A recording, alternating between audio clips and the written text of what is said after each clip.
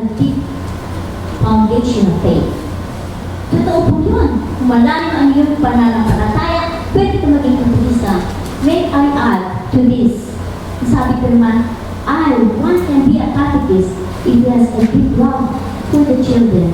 At ito po ang naranasan ko, deep love. Okay, so yan na. I bring the children to Lord Jesus Christ every week. Second topic ko po is about things about our apostolate. So, we should know these things in order that we may be able to go to our areas assigned. Alam po natin mga professor and teachers natin, if they assign, we have to do it for the written examination or oral examination. Tayo po, wala pong ganyan. Ina-assign po tayo mga presidente natin, dapat natin daw pa na. Kasi po kahiya-hiya, meeting na natin, sister, hindi ko magawa, o brother, sorry. Wala pong ganon. There's nothing as postponed success. Kaya every week, it's always success. Kasi ibinibigay natin lahat ng ating mga gawain at kainan Maria, which believe na ang mga gawain natin ay ninangyakap ni Maria. Tuwing nagre-report tayo, hinangyakap, ina-accumulate na lahat ito at inaali sa paanan ng kanyang anak na si Jesus. In return, Jesus naman, yung mga instructions niya, tulad ng mga naliligaw na kaluluwa, tulad ng mga kasalanan, yung napupunta yung works natin. So there is purpose in our works, brothers and sisters. So, yan.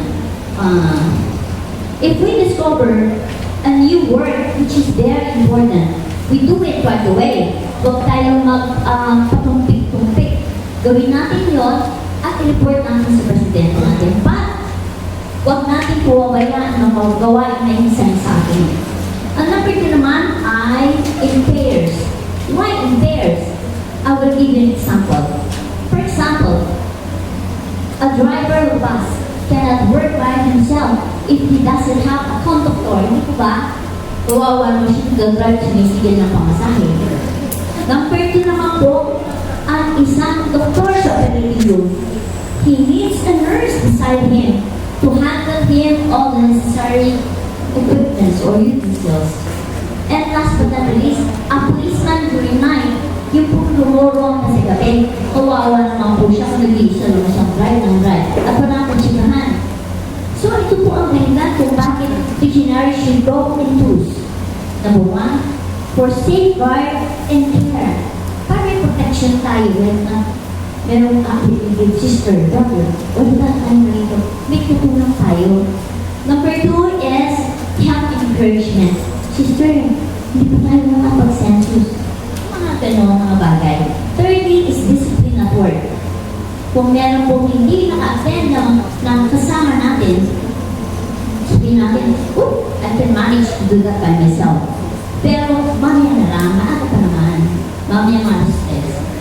Mamaya na lang ko. And then finally, na-neglect niya yung work niya. So might as well, huwag na natin sugaban yung work natin kung tayo ay nag-iisa.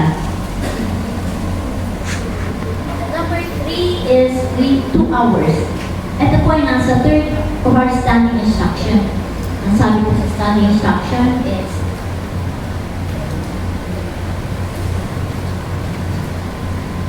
performance of a substantial active missionary work in spirit of faith and in union with Mary. Would you believe that we have missionaries here that do not have substantial work? No, you can never call yourself missionaries if you do not have work. Pero ba naman yan, if you attend the procedure, sabi mo, bro, wala po kayo na-assign work sa atin Hindi po ako matatawag na missionary na ganyan. Kaya kung hindi kayo sa presidente nyo, nabigyan kayo ng work at kayo, lisensyado ang tawagin mga true missionaries. Okay, so, by 2 hours. Tayo po ba matanong ko, do we calculate the time that we work? Hindi naman po gano'n na missionary. Sige lang, sige, go na go. But for example, umuwi na sa 2 oras, tapos na to, uwi na tayo, sa 2 oras na tayo. It's wrong. Kung hindi yung pagkakataon na tayo magpatuloy, go. Dahil po, I joined a missionary in Canada. ang procedure is Mary Ark to the Covenant. I've been there for 8 months. Alam niyo po, iba po ang mga needs ng kanilang parish. Wala po silang Black Rosary or census. Because people there, religions are so private. Ayaw na po pasok ng ganyan. Pero there's a special word, and this is yung abortion clinic. You know what they do? They make these big placards or posts. Tapos, pupunta po sila. For example, ito po ang clinic. May nakaabang po sa tawiran ng mga jeep, banda rito, at sa kabila. Tapos yung placard nila nakalagay, "The child is precious. Do not kill." Or kaya, "It is a mortal sin." Mga gano'n mga placards na. So yung mga tatawid, magpapa-abort, matatakot ko siguro. Pero yung mga doktor, siyempre, galit sila sa religionaries. But this is part of the work, and Canada is a democratic country.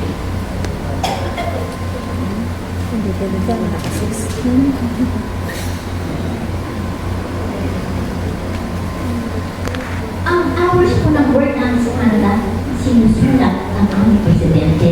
Pag sinabi namin, 2.5 hours, ginadyak daw na. Pero dito sabi ko, bakit wala? Ngayon, mahalaga nga po sana i-reject na daw natin. Sa para sa ganun po, at the end of the month, ika-count nila how many hours the work na naman generally. So, yun po. Ang core po natin ay in spirit of faith. Nagtataka pa kayo, o hindi pa kayo nagtataka, but may mga legionaries dito na pakatagal na 20, 30, 50, and even 60 years.